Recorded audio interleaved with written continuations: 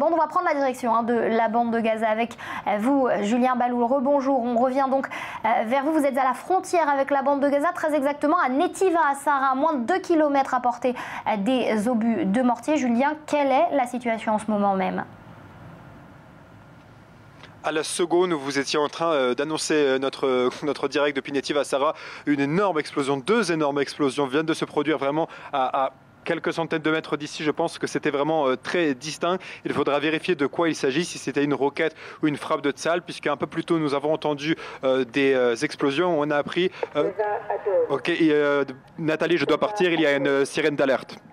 Vous entendez donc l'alerte directement en direct donc de la bande de Gaza où se trouve Julien Baloul qui est allé se rendre donc dans les abris. Cette fameuse Tseva Adom, alerte rouge, c'est ce qu'entendent les habitants du sud du pays depuis maintenant plusieurs semaines. Alors on fera le point sur l'opération Bordure Protectrice. On rejoint Julien. On entend, est-ce que vous m'entendez ? On vous entend, Julien. On entend des explosions très distinctes, vraiment tout près. Je vois dans le ciel des traces de fumée. Je ne sais pas s'il s'agit du dôme de fer qui a intercepté les roquettes ou bien si ce sont des traces de roquettes. Nous avons entendu plusieurs explosions distinctes. Je crois que l'alerte est terminée.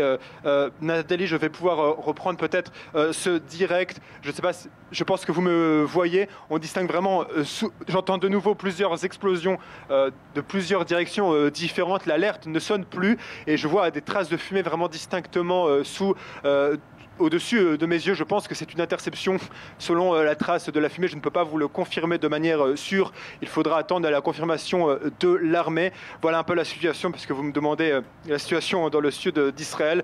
Voilà la situation, vous le voyez en direct, Nathalie. La situation qu'on vit en direct avec vous, Julien. Soyez donc prudents avec ces consignes de sécurité que les autorités rappellent bien évidemment aux habitants et puis que l'on rappelle et que l'on transmet également sur cette antenne.